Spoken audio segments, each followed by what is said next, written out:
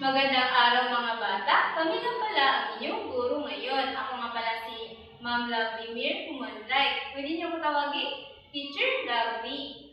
Ako naman si Bilibili Jollibee Biro. Mari ang tawagin Teacher Johnny. At ngayon, babasahin natin ang ating alituntunin sa silid-aralan. Laging maging handa sa bawat aralin, ayusin ang mga gamit at manatiling malinis ang paligid. Di bawal ang pasak, pang-asar, pananakit sa kapwa. And linawin ang hindi naunawaan sa pamagitan ng pagtatanong. Why? Yakapin ang disiplina at pagsisikap sa pag-aaral. So, bago tayong magsimula sa ating formal na discussion, meron muna tayong video na papanoorin. At nais ko isulat ninyo ang detalye sa video na ito.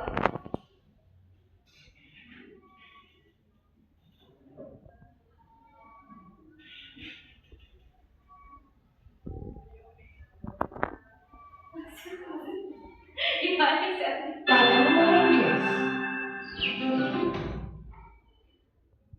Ang oso at ang dalawang magkaibigan. May dalawang magkaibigan, si Ron at si John, at nagpasya sila libutin ang buong mundo ng magkasama. Isang araw, naisip nilang pumunta sa kagubatan. Papanganib ang kagubatan, at alam nilang may mga panganib na maaaring mangyari anumang oras.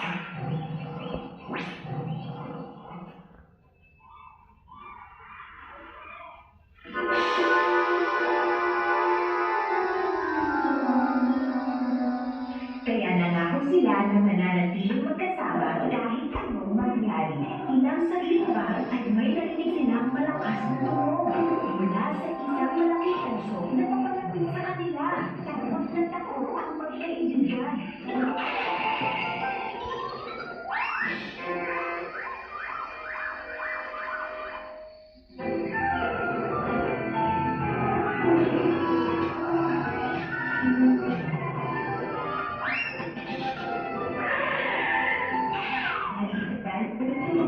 At umakyat sa pinakamalapit na puno at naiba si John sa baba. Hindi alam ni John kung paano aakyat ng puno. Kaya sabi niya, Ron, tulungan mo akong umakyat! Kakainin mo ng oso!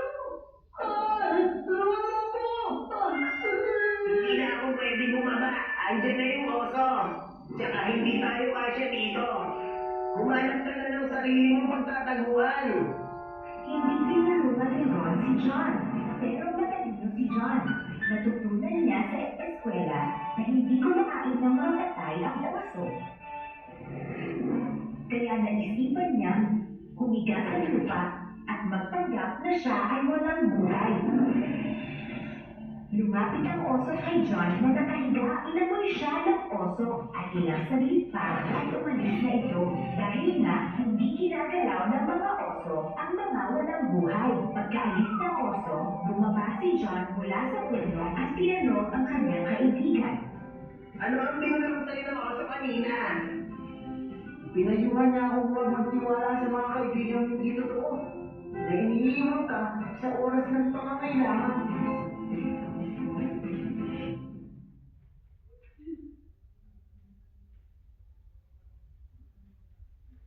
Ngayon, meron ako mga katanungan na inihanda.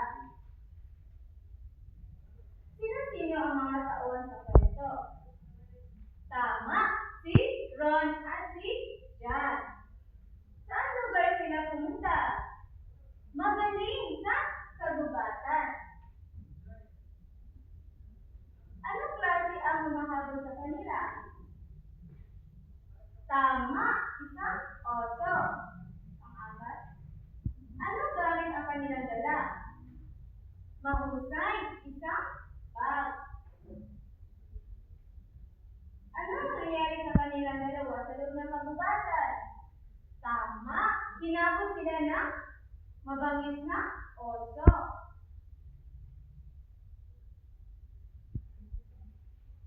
Ngayon, bago natin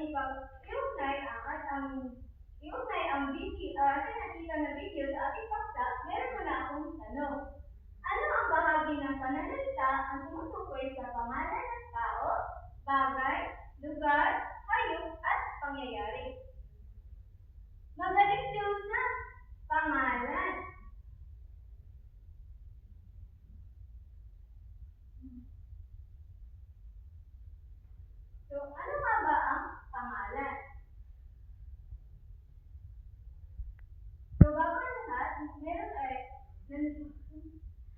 Babasahin muna natin ang ating layunin.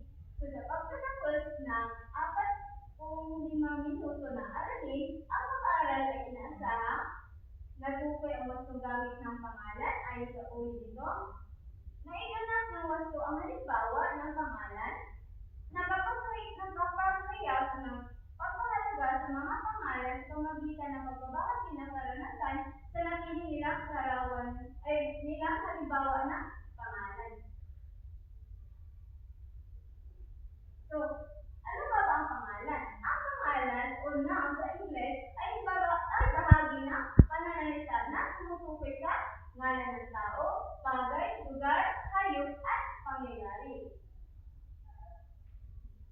Ngayon, base sa kwento, saan ba nabibilang doon sila si Ron at Jan? Tama, sa tao. Ngayon, saan naman nabibilang yung pagdadala nila?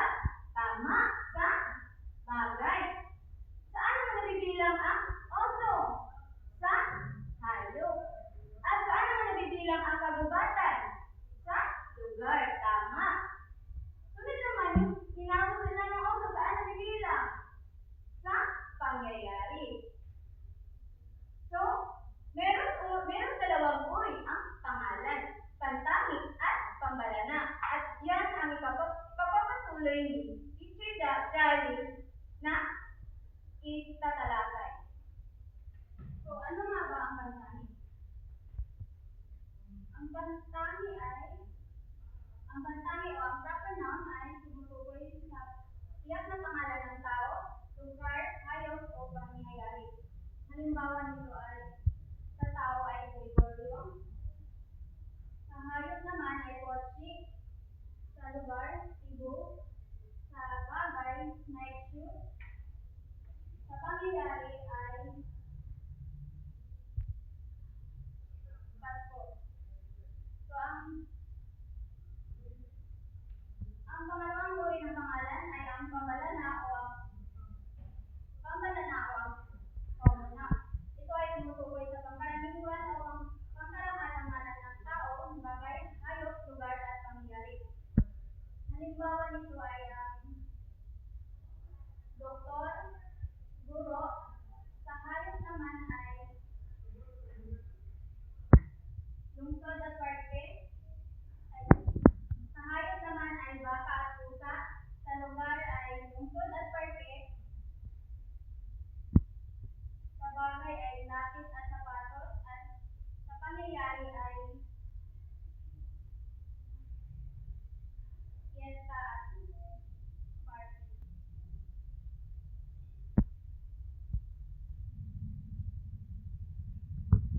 So, sa ating gawain,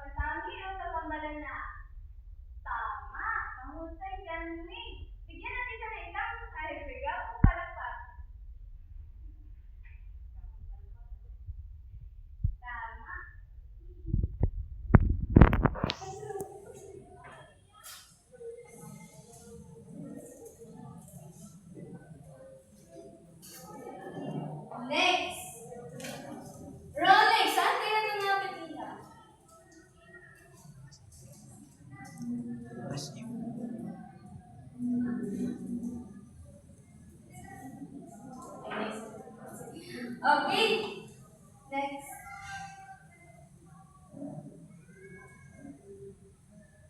So, ngayon, nais kong mabahagi kayo na inyong karanasan gamit ang napili ninyong halimbawa ng pangalan. So, halimbawa, nagbigay kayo ng halimbawa na salita na mama, tapos sasabihin ninyo kung gaano siya kahalaga sa inyong buhay. So, Sa ating takdang aralin, bilugan ang salitang may pantangi o kabananakot.